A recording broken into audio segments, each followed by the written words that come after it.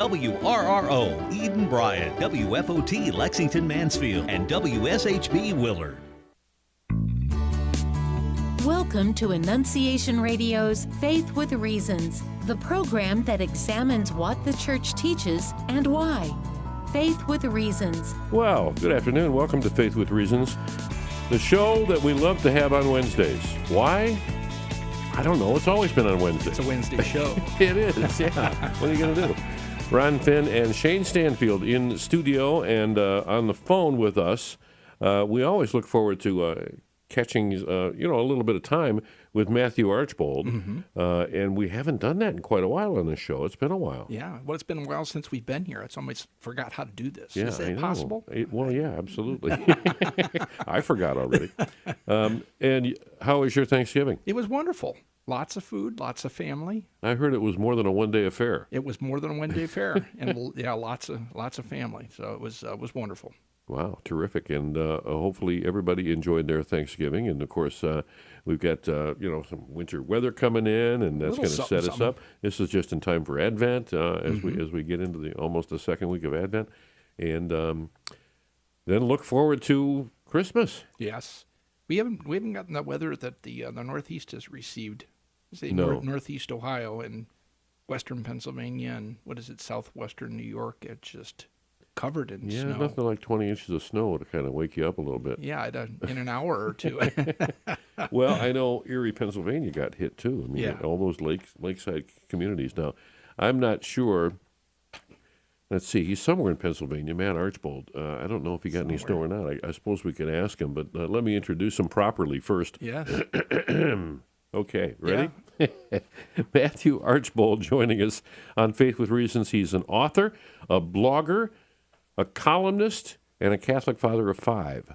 And that probably comes first ahead of the other things. But also, he's an award-winning journalist. And, of course, you hear him every Thursday here on Annunciation Radio. I want to give him a few minutes. We could use more time with him. But he always kind of shares what's on his mind on our morning offering program. And is the author of best-selling pro-life novel and terrific Christmas gift idea, American Antigone, and the nonfiction Faith Under Fire, Dramatic Stories of Christian Courage, which I encourage you to pick up at your local Catholic bookstore, or you can go to Matt's website and order it that way, or just get it on Kindle or wherever you get your books. He is the creator of the web resource Creative Minority Report, spotlighting current topics and news stories without losing his sense of humor. And I'll tell you, that's so valuable, too, with everything that's going on. So, Matt Archbold, welcome. Good afternoon. Thanks for joining us. That almost makes it sound like I'm busy. I like this. Well, hopefully, you make it seem like I'm a grown-up. You have made a lot of accomplishments, sir. So how's the weather there? I'm not sure exactly what part of the state you're in. Hold on. We have to focus here, guys. Okay. We have to focus on my Thanksgiving. My Thanksgiving was a disaster. Oh, no. A disaster? A disaster. Oh, no. Okay. So my son, my wonderful, wonderful son, came home from college, and he is the proud parent of a hamster. Mm. Okay? And he named the hamster Pablo, as in Pablo Escobar, because it tends to escape from its cage quite often. Oh, I can see where this is clever going. Kid. Right. So my wife was nervous about it escaping in his room because then you don't have any clue. Well, if you've seen my son's room, let's just say there's a lot of places you can get lost in my son's room. If you're a hamster, especially. Right, exactly. So we didn't want to go that. So she was saying, just keep it down here on the main floor, and we'll deal with it that way. So my poor wife is cooking, and I'm pretty much doing nothing. But in the morning, I get up, and I go to Mass. And I turn off my phone. Then I come after Mass, I turn on my phone, and ba-dink, ba-dink, ba-dink, ba-dink, like 20 messages to the point where you would think something really, really awful has happened. Mm-hmm. And what happened? Pablo escaped. Oh, boy. So I come in the door, and everyone's looking for Pablo. We can't find him. And we found evidence of Pablo. Pablo walked right across the brownies. Ooh. Oh, boy. And then, and you see his little feet going right across, and then proceeded to eat a good portion of the brownies. Oh, my. So the brownies are done for. Now, so we're all looking, and then Pablo is found. So my wife is turning on the oven. She's given up on looking for Pablo. She has a turkey to cook. So she starts the oven, and I guess things got a little hot for Pablo where he was. All of a sudden, he unearthed, and he starts running across the counter. Oh. And my poor wife is trying to keep him on the counter with her pot holders and screaming for my son. And he comes over. We finally get Pablo back in. But now, reminder, Pablo is good at escaping, and Pablo just had his body weight in brownies. So Pablo is going bananas in this cage. Oh, my. Pablo is doing pull-ups. So they say, a hamster can't really pull itself out of anything. Well, this hamster jumped up, grabbed onto the top bars, and was pulling itself up. I mean, this thing looked like it had served time. Like it was working out. Had the teardrop tattoo, the whole thing, and it started putting its nose. So I run and I go get a book to put on top of the cage because it's now pushing the cage open. Oh, yeah. Wow. All on its own. So I put the dictionary on it, and then the stinking thing starts eating through the dictionary. Wow.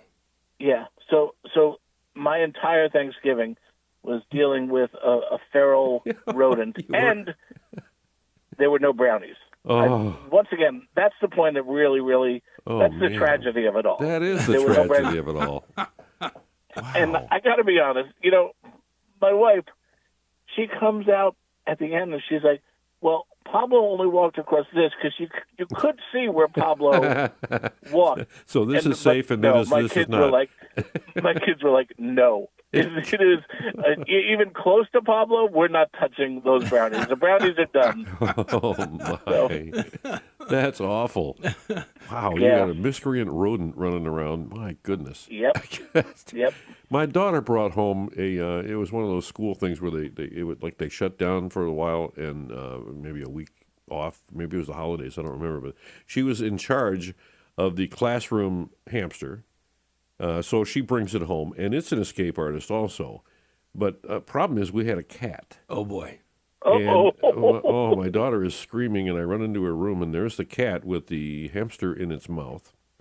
So there I am having a tug-of-war with the cat. And I'm trying to think, I don't want to yank this. How do I get this out of the cat's mouth? Well, it did not end well. And my daughter, who's now fully grown, is still not over the trauma of seeing that. Yeah. Oh, that was ugly. That was ugly. So I'm glad at least Pablo's okay. What we had? So I remember one time my kids brought in my daughter and my son, but they were much smaller. There used to be frogs all over our area. So they brought in a muddy frog, and they decided to give it a bath because they're crazy. And so they bring it into the sink. And that's literally what they called it. They named it Muddy for the 10 minutes they had possession of this frog. And so they were giving it a bath in scalding hot water. And, of course, it turns the frog jumped away and then jumped behind the refrigerator, and we never saw it again. And, that kind of thing weighs on you because – everywhere you're going, you're thinking, this frog is in the walls. It's, it's somewhere. It is somewhere. So for like 2 weeks afterwards, my kids just kept asking me, Dad, can we leave a bowl of water out for Muddy? So for 2 weeks, every night before they went to bed, they would leave a bowl in the middle of the kitchen for Muddy to come out. But Muddy never resurfaced. So I don't really know what happened to Muddy, but Maybe the next owners of the house are going to get a really big surprise somewhere in the walls. There's this 12-pound frog there. Right. It's like a Teenage Mutant Ninja Turtle, you know? It's become something else. Oh, man. Okay, so true story. It doesn't involve, thankfully, a holiday event, but we were preparing dinner. And I had purchased a roasted chicken and thinking that it was safe putting it at the back of the stove. Mm-hmm.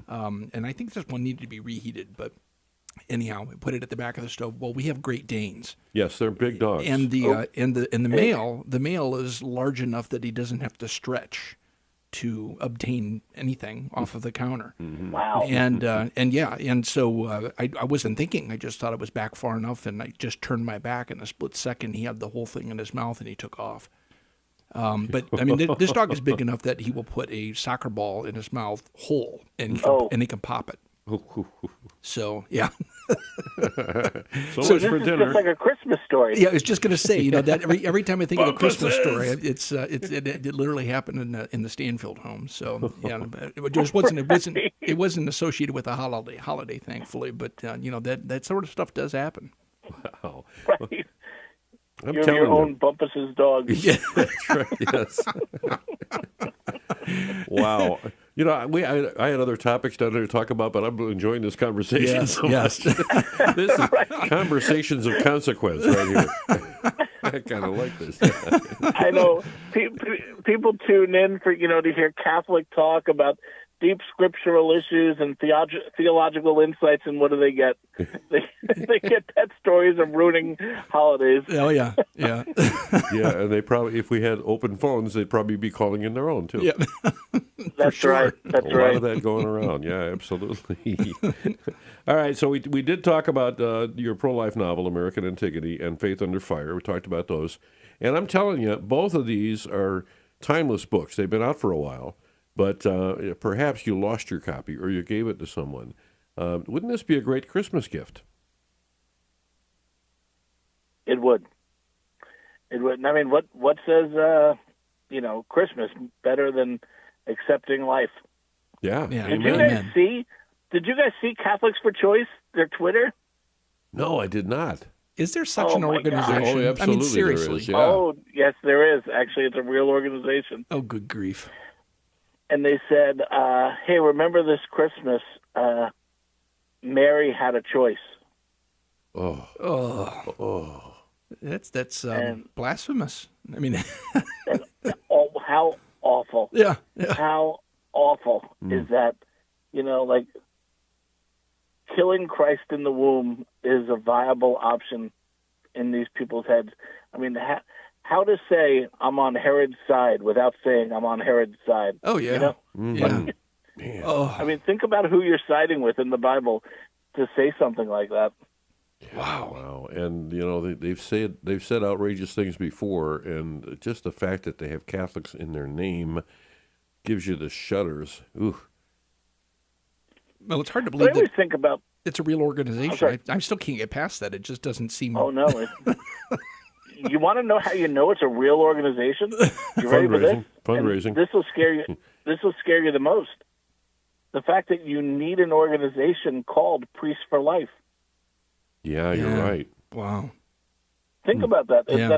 That's not a redundancy anymore. They would not need that unless they had something to fight against. Yeah. Wow. Right. Exactly. Oof. I know when I went to St. Joe's, a Jesuit university, I was really, really uninformed in my faith. And, I was just kind of nominally, my parents were Catholic, so I was Catholic, and I hadn't really thought about a thing. It just kind of was. And then a Jesuit priest in theology class explained why he was pro-choice. Oh, wow. And he explained to us that was, legitimate and not contrary to the teaching of the church or to the gospel. And it was, I tried arguing with him, and, these guys have spent 40 years defending themselves, so he kind of destroyed me. Yeah. And then it made me think, okay, I got to research this stuff. If I'm going to have an argument, I have to research this stuff, and I have to really find out what the fathers of the church said, what the church teaches on this. And that's actually what started me, because I was in an argument with my Jesuit professor over life. Wow. And that's literally what started me going down this path. And, I thank God for it. Yeah. But what a shame that's what has to, spite brought me to the Lord, a good argument brought me to the Lord. Yeah, absolutely. And thankfully, that's the approach you took with it. You learned and then, were able to defend and so forth and actually speak up even if you didn't win the first argument.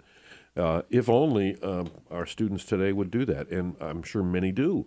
I think there's a lot of good formation for youth now that maybe we didn't always have, but I'm sure the vast majority are just taking that in and, not being confrontational, not questioning things. You know what disturbed me about it? And I had a lot of respect for priests and the Jesuits, and I remember, so a month later I went back and asked him some questions about it in his office. And I've talked about this with you. You start out with saying, okay, are you supportive of, it at 9 months? And, of course not. All right, 8 months. Then you walk them back. And then you make them defend some magical moment where this creature becomes human, and make them defend that theologically. And that's what I did with him. And he became unserious. He just started throwing verbal smoke bombs, and obfuscations. And that, to me, was so hard to take that a grown man, a priest, mind you, was so willing and so unserious as to put that out there and have that as his viewpoint, an anti-life viewpoint as a priest, and that he didn't worry at all. He was so concerned with, being seen as smarter than the church and being seen as smarter than everyone else that he cut himself off from the great wisdom of the church. And it so disturbed me that it really made me think about the church in a different way, and how we always have to keep reminding ourselves we have to fight for the church too. The church is something to fight with and for, because it's worth fighting for. Amen to that. For those who have not recognized his voice yet, I should tell people our guest on Faith with Reasons today is the inimitable Matt Archbold. And, of course, CreativeMinorityReport.com is where you can go to read more about some of the things that are on his mind. But it's always a pleasure to actually have you on here for more than just a couple of minutes so that we can kind of dig into some of these issues a little bit. Now, you're in Pennsylvania, right? Yep. And that recently became a red state, or was it a red state? No, it is definitely a new red state. Well, if you want the truth from me, I think it was a red state last time too, but I don't. Right. I think now it's a recognized red state. Is that the safe way to say that? Yeah, I think so. I know exactly what you mean. Excuse me. Has there been any physical painting of buildings in a red color? The courthouse. Actually, the federal building. This is a funny thing. This is such a funny thing. I was actually thinking about this. When Trump won, now I didn't expect him to win. I'm still wondering. You've seen all the things where there's like 8 million voters missing from the last election. Yeah. You've seen that, right? Yes. I don't understand where they went. I really, really don't. You wrote about that in early November. You admitted it's becoming apparent that you know nothing. I think that was the title of your article. Right. Yeah. Exactly. Yeah. That's right. These millions of people disappeared. Yeah. Right. So I really don't understand it. But then I didn't understand also where's the reaction to Trump winning? It's been nothing. Yeah, you're right. It's been completely Well, now, muted. wait a minute. Ellen DeGeneres moved to England. Oh, yeah. That's true. And then her house got flooded. Yeah. Well, there's that. I couldn't help but think that was a touch of when I saw that, I was like, man, I miss the Old Testament God sometimes. Or is that an inappropriate reaction? Just let me know. But yeah, it is amazing, and you only hear. I mean, there are obviously still some who are in denial and outraged and so forth, and you got the California governor who's going to Trump-proof his state or something like that at the cost of billions and billions of dollars. So yeah, I don't know when some people kind of settle in on reality later than the rest of us, and I hope everybody comes around pretty soon because man, does this country need uniting, huh? Oh, absolutely, and we really do.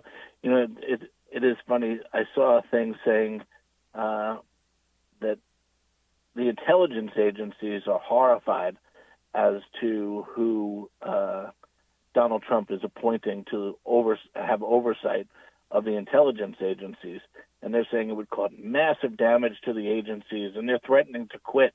And all I keep thinking is, no, I'm sold already. You don't have to convince me. Yeah, exactly. They have a mass exodus of people just quitting. That'd be a blessing in disguise. Right. Yeah. You don't have to put a cherry on top of this sundae. It's all good. I was really, really thrilled actually to hear, and I don't know if this is really going to happen or not, but there was the idea they were tossing around they were going to close or dismantle the Department of Education, and I thought, well, that's a wonderful thing. Mm-hmm. That would truly be a wonderful thing. Did you hear what the governor of Oklahoma did? That he put the 10 Commandments back in all the elementary school classrooms. Yeah. Oh, wow. Oh, nice. Yeah, and and it's so funny, so when he said this was treated on CNN and MSNBC, or even like ABC News, NBC News, like this was insane. And I just think of all the things that have been visiting our elementary schools over the past few years. The 10 Commandments is the real problem here. Yeah, that's the controversy. Yeah. We have, but it correlates exactly right. When you remove God from the classroom, it's like the Bible talks about the windswept house. What comes back in is so much worse. Yes. And it's exactly right. Then you get, a transgender reading hour. You get Planned Parenthood coming in and talking to kids. That is exactly what you get.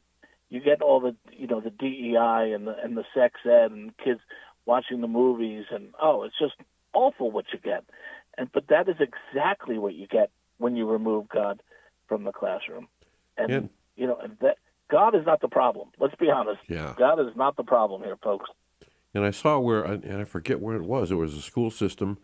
Maybe it was just an elementary school, or maybe it was the district. But I think it was a high school. I'm not sure if it was elementary or high school, but they've allowed a satanic studies or a club, basically, because this is a place that kind of voted to allow religious expression in school, as long as it's off school grounds and like during lunch and so forth, so that these the Christian groups could actually gather where they couldn't before. So, of course, this Satan club decides, well, we can do that too. So now the kids can go to, and some parent brought this up and said, what about one of my kids? I don't want to send my kids to a Christian thing. What if I want to send them to something else? And then the Satan club comes in.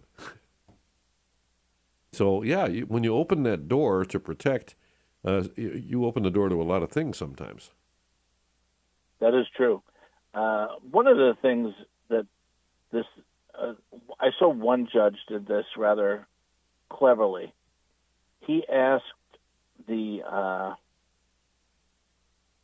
because it's a religious thing, you have to allow it in, right? And you can't discriminate against it. Mm-hmm. And it's just, they asked him, do you actually worship Satan? Now, most of these clubs are going to say no, that they don't actually. It's sort of a troll. And then, then you're not a religious organization, so we're not allowing you to do it. It was sort of a clever thing. You really make them stake their claim as to who they are and what they believe. And if you were to say, yes, we actually do worship Satan, I think you get a lot less parents willing to have them babysit their kids.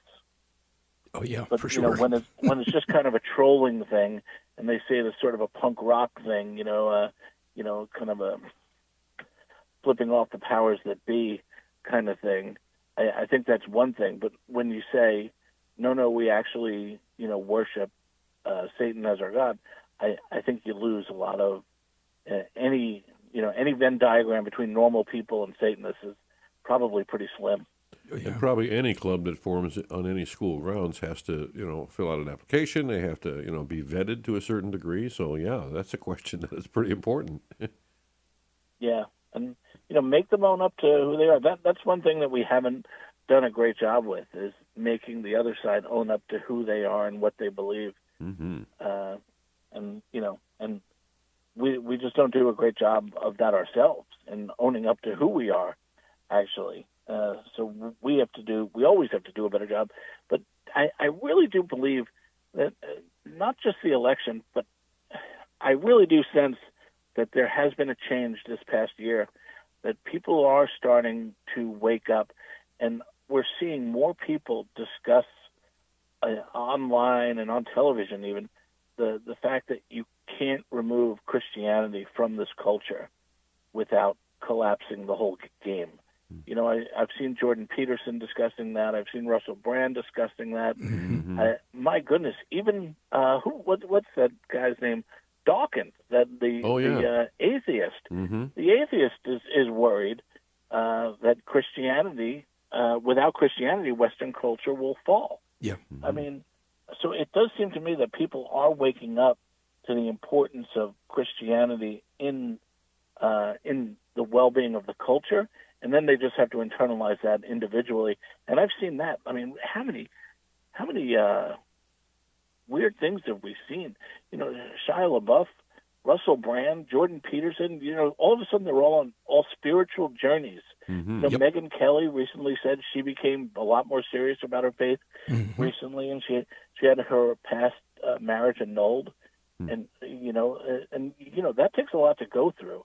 So you have to be taking your faith pretty seriously to go through that. So it does seem to me, and Tucker Carlson said he was attacked by a demon, for goodness sake. Yeah, that's right. Yeah. And that he's taking his faith more seriously. So I really do. I would ask you guys, do you sense that? Have you noticed an uptick in people talking about their faith openly? I would say so, yeah. Not only public figures, but I don't know. I don't get too far outside my own circle, so I don't belong to many civic organizations, to see how the wind blows. But I would say it's just the people that I've talked to. Yeah, it's not a taboo subject anymore. People aren't as shy and afraid to bring up spiritual things. And I think a lot of people are reconsidering where they're at on their faith journey, realizing that maybe I haven't made the best decisions. Maybe I should think a little harder about that. And I don't know if that's just looking at your own mortality or if the tide is actually turning that dramatically. So these burning questions, we will continue to explore them as Faith with Reasons continues. Millions of Monicas is a prayer ministry for women who have watched children abandon the practice of their Catholic faith. Join other Catholic women being led by the Holy Spirit to imitate St. Monica as they pray for our children. Join us the first and third Wednesday of each month at 11 a.m. at St. Thomas More Parish, Bowling Green, or 6 p.m. at Christ the King, Toledo. More information at millionsofmonicas.com. Living the Beatitudes with Father Bjorn. Blessed are those who mourn, for they shall be comforted. This strange beatitude reminds us that Jesus is challenging us with his ways to heaven on a new exodus. We're leaving behind the Egypt of this world to find the eternal paradise of heaven. When we tend to think of happiness, we tend to think of it in a self-centered way, a possession of a temporary good or passing fancy. But Jesus is calling us into eternal happiness. And actually, morality is a search for happiness, says Dominican priest Surveys Pinkers. We're looking to be happy, and a lot of times we end up at dead-end roads that don't lead us to where we want to go. How can we be blessed when we mourn? In sorrow and difficulty, hardship and cross, we are called closer to Jesus. It's God's fingerprint in our heart reminding us that we're made for eternal happiness. Blessed are those who mourn, for they shall be comforted. EWTN. Live truth. Live Catholic. Have you ever wondered about church teaching, what's happening in our Diocese of Toledo, how to respond to challenges to your faith? Bishop Daniel E. Thomas takes time each week to answer your questions on the Bishop's Corner, and he wants to hear from you. Submit your questions at artoledo.com, on our app, or email to bishop@annunciationradio.com. Include your name and parish or town, and listen for his answer on the next show. Now, back to Faith with Reasons here on Annunciation Radio. Hey, welcome back here. Today we're blessed to have Matthew Archbold. He's an author, blogger, columnist, and a Catholic father of 5, also an award-winning journalist who is heard every Thursday here at Annunciation Radio's morning offering program. He's the author of best-selling pro-life novel, American Antigone, and a nonfiction, Faith Under Fire, Dramatic Stories of Christian Courage.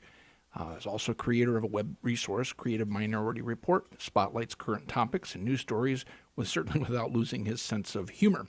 And we were, I guess, all over the board the last half hour, beginning with meals being destroyed by family pets, and and then of course getting into the last election and this movement that we've been seeing.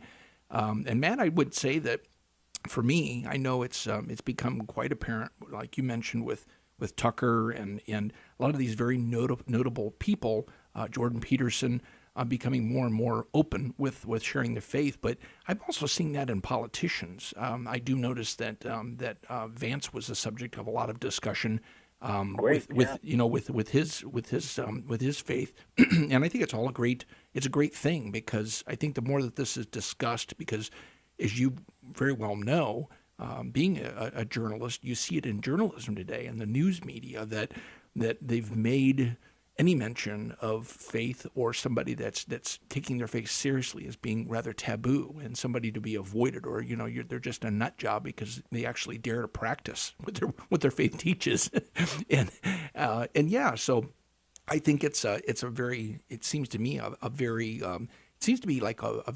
quiet advancement for the benefit of those that are faithful. That this is something that it's out in the open, and I do believe it's giving people courage to speak out once again, especially those that are doing their own podcasts and things like that.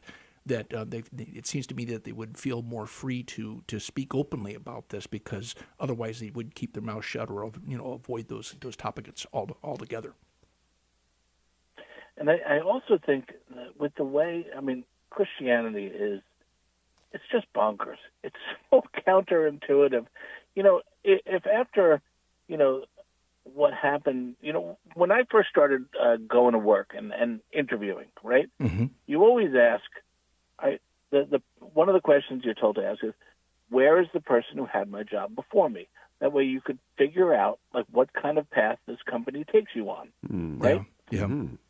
Now, if you did that with the early church, okay, so what happened to the 11 guys that you sent out before me? Well, we can explain. It's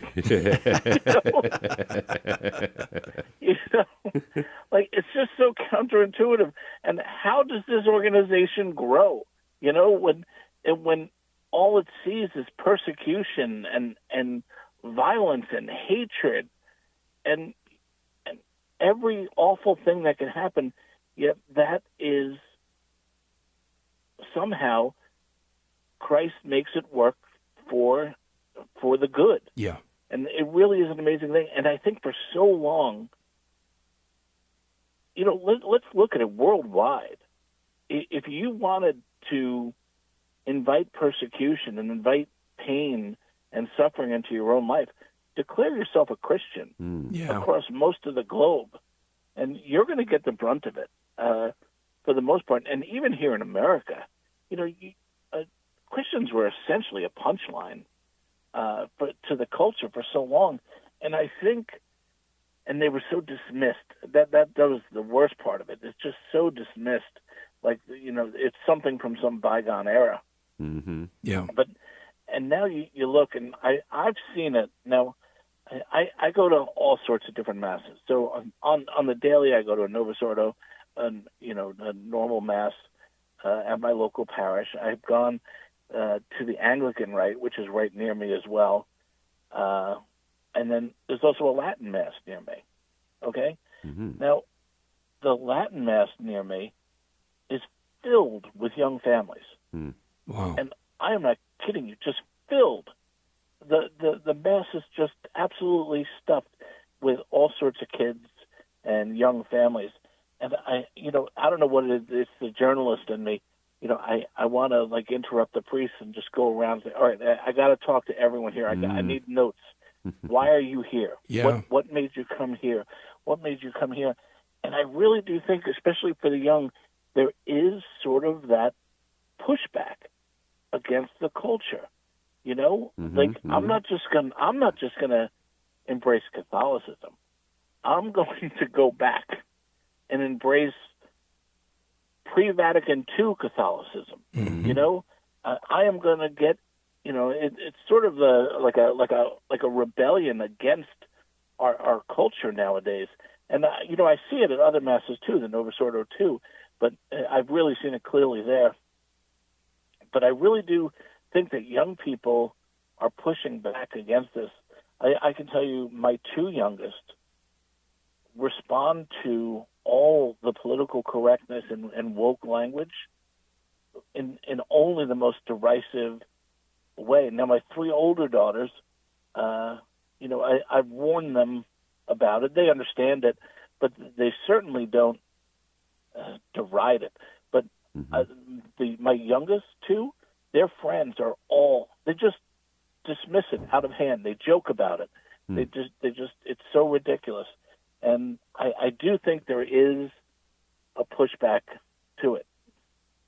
Well, and young people kind of see things with clearer eyes and less biased eyes than we do anyway. So, I think they're in a good position to accept what is right and reject what is not right to a certain degree. They're a little more unfiltered than we are. But, you see that, too, in the thriving parishes that are doing well and welcoming a lot of families. What do they all have in common? Yeah, it's not the programs that they have, even though as the parish grows, so do the ministries. But what brings them there to begin with, we're proclaiming Jesus. We're actually honoring him.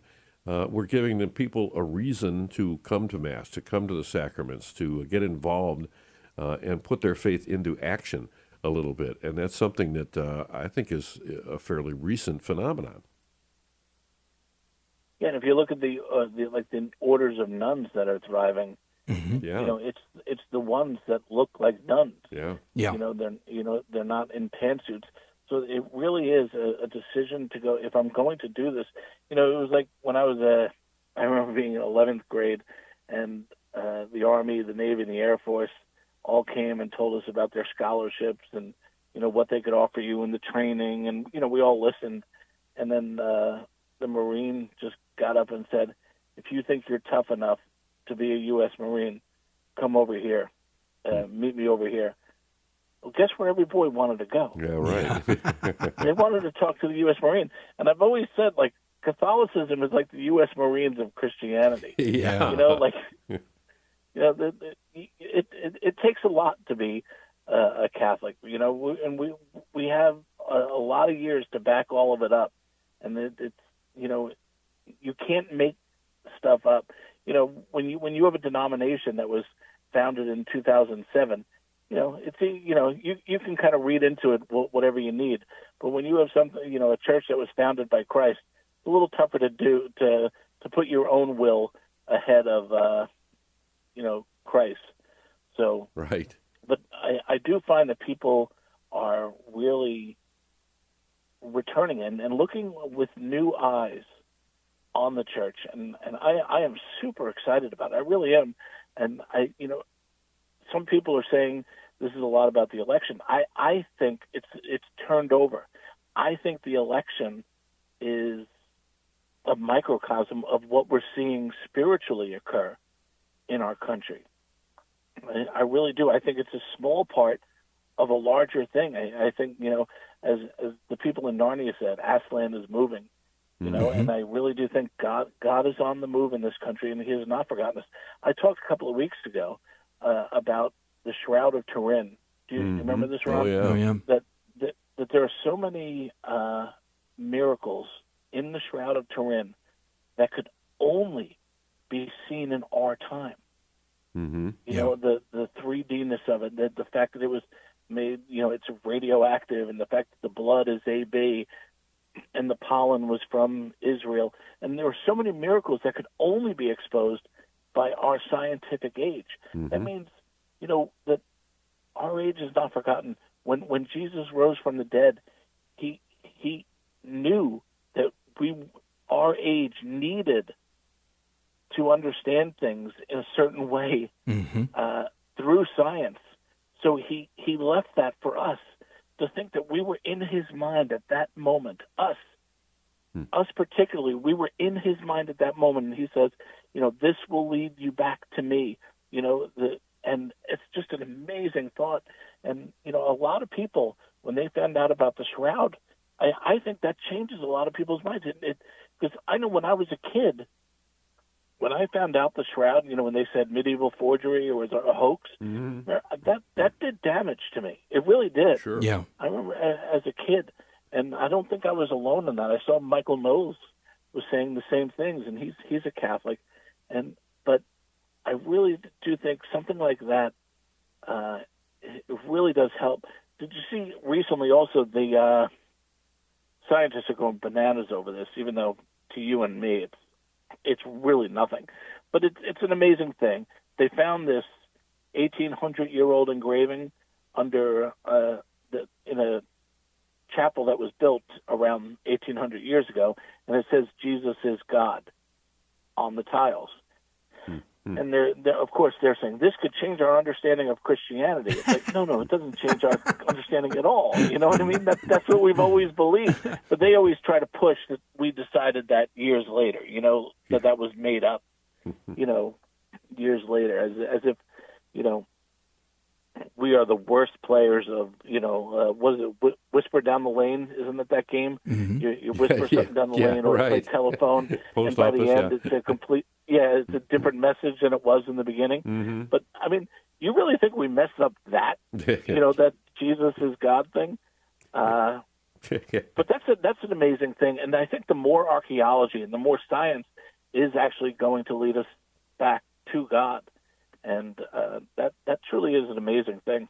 Well, I think for the most part, the vast majority of the people that are out there that don't believe that Christ is God. I mean, think of how many people think, well, you know, he's an important historical figure. They don't deny his existence. You know, they're but they always, you know, they treat him as a good teacher, a guru, or a Gandhi-like figure. You know, but they don't attribute him to God. And this is more or less like a revelation for them. I mean, they're going to dispute it in one way or another. But I think you're seeing that reality of the disbelief that Christ could be God. Right. And that's, you know, it is funny. One of the things that, in fact, it's older than that tile floor. It's from, I believe, the 1st century, is graffiti on a wall, and it's called the Alexamenos graffiti. It's making fun of a Roman citizen, Alexamenos, who was worshiping a Jew on a cross as God, and it says Alexamenos worshiping as God, and it is the actually earliest thing denoting linking God and the crucifixion, and you know that Jesus was God. And it's amazing to me, the first thing that we have linking that, other than obviously all the biblical writings. But in archaeological terms, the first thing we have is people making fun of Christians and mocking them and persecuting them. And writing graffiti about them.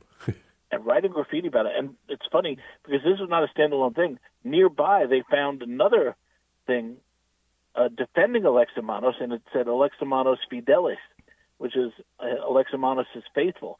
So this was probably a big deal in a small area for this guy Alexamenos. So say a prayer for Alexamenos, because the guy was standing strong, and he was probably feeling the heat for it. It's once again a thing that shows that, you know, through their persecution of one of the earliest Christians, they ended up, in fact, being the proof that Christians always believed that Jesus was God. Isn't that hilarious? Yeah, it is hilarious. Oh, yeah. And that's the way it should be, right? Yeah. I mean, isn't that great? It's like, you know, the darkness that enveloped the earth. There's no one touting the darkness that happened outside of Scripture. That's it. But there's people trying to explain away the darkness, and that writing exists. Yeah. Isn't that funny? Yeah.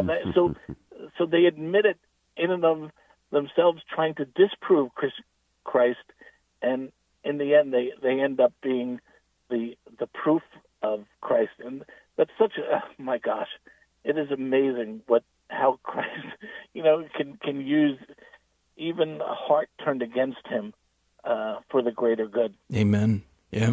I want to get back to the Turin, because, you know, one thing that's become quite apparent to me is the more that our technology, and you hit on this, the more that our technology advances, the more we actually prove just how impossible everything contained in the Turin is. It's, you know, it proves the supernatural, the inexplicable.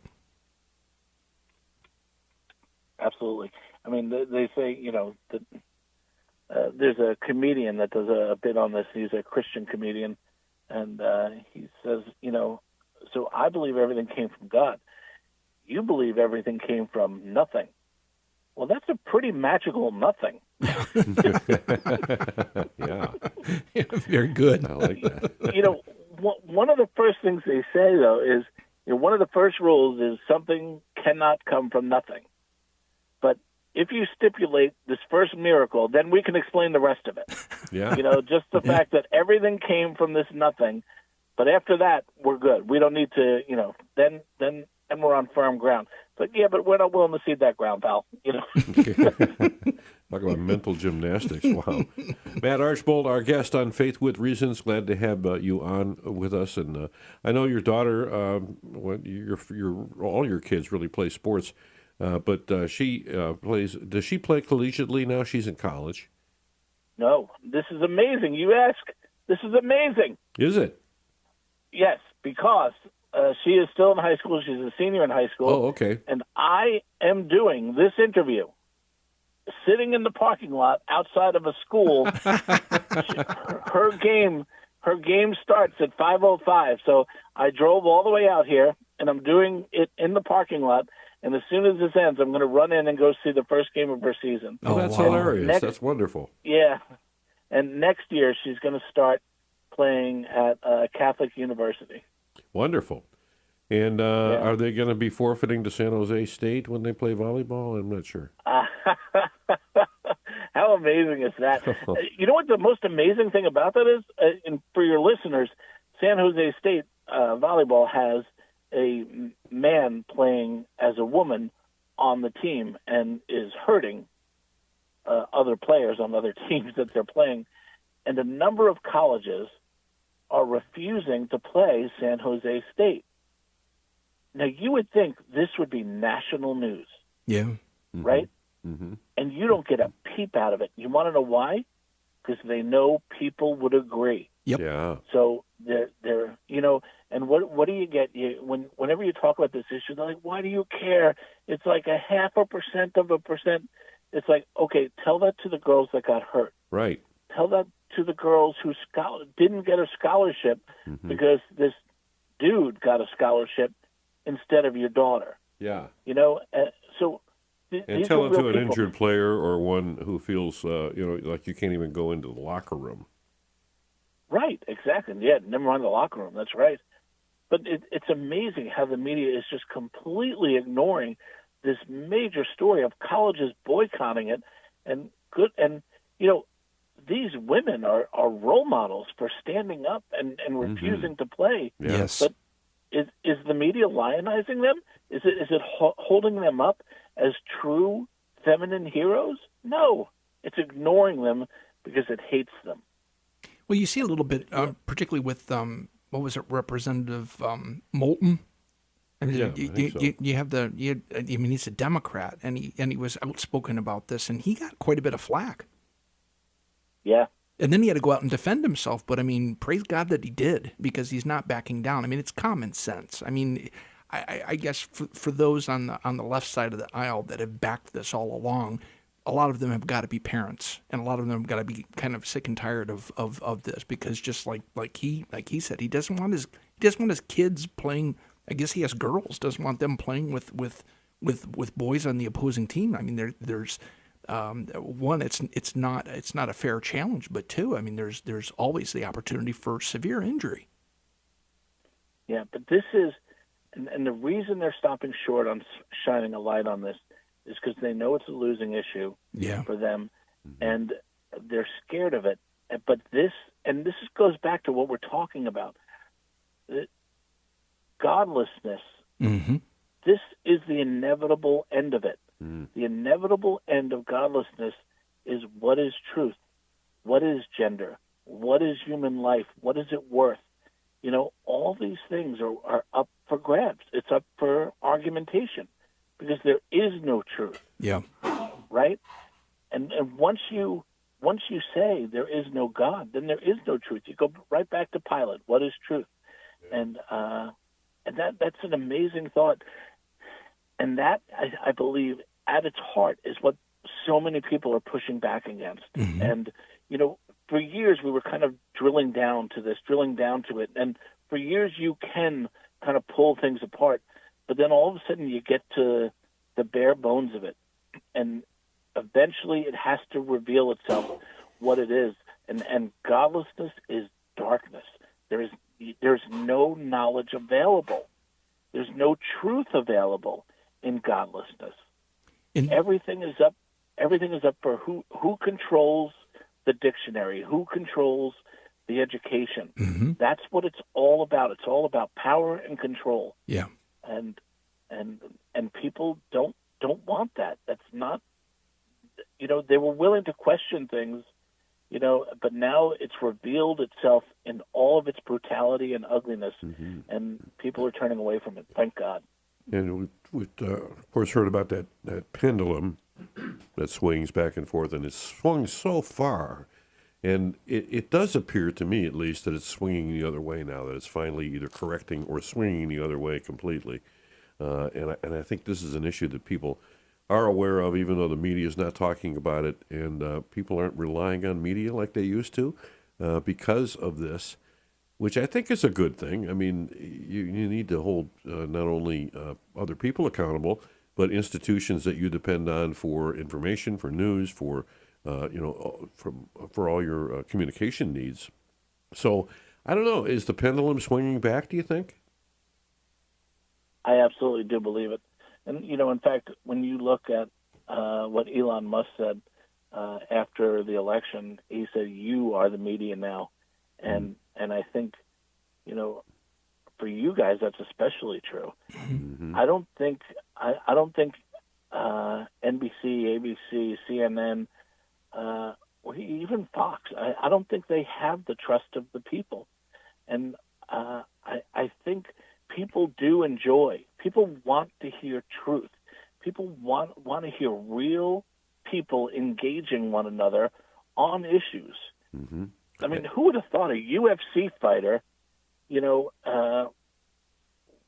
having 3-hour-long conversations with people would be the number one thing.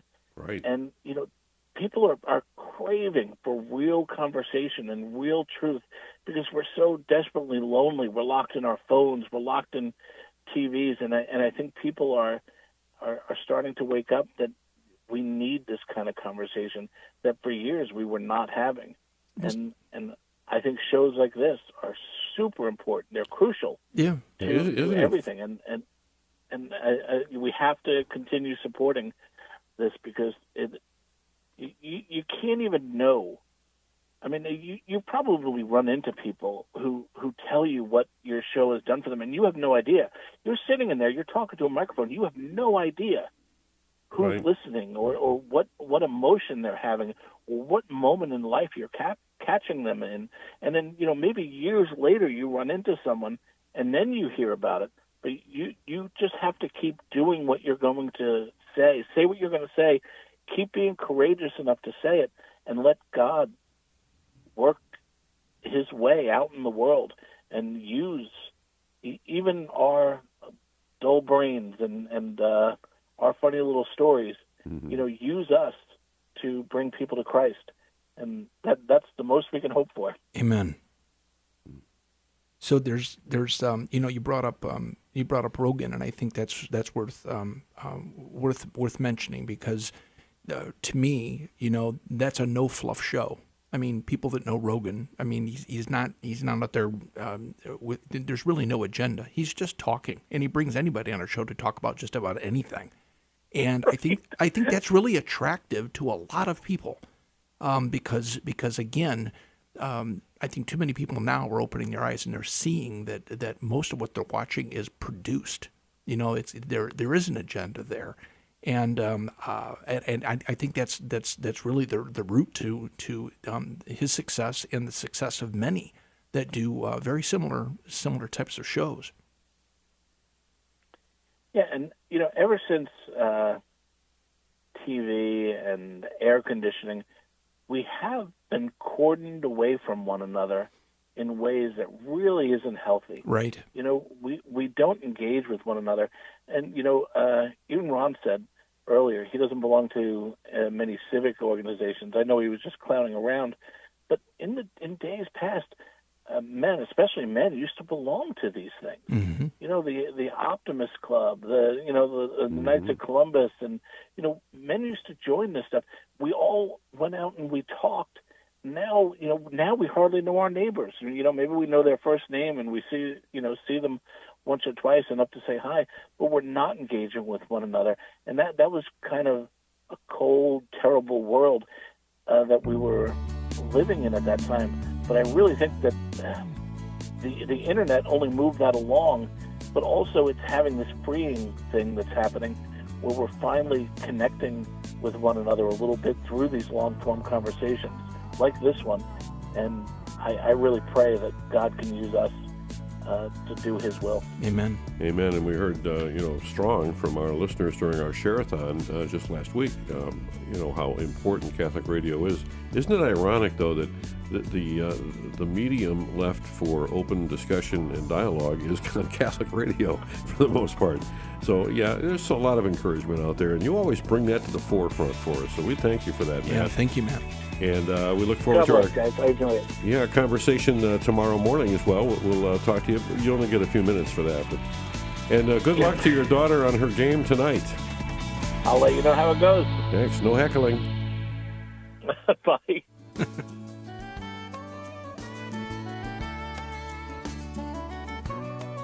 Hi, my name is Tammy Puckrin from Sandusky St. Mary's. Thank you for listening to Annunciation Radio. Courage, an apostolate of the Catholic Church, ministers to persons with same-sex attractions and their loved ones. They also have an outreach called Encourage, which ministers to relatives, spouses, and friends of persons with same-sex attractions. Endorsed by the Pontifical Council for the Family, our beloved John Paul II said of this ministry, "Courage is doing the work of God." Please visit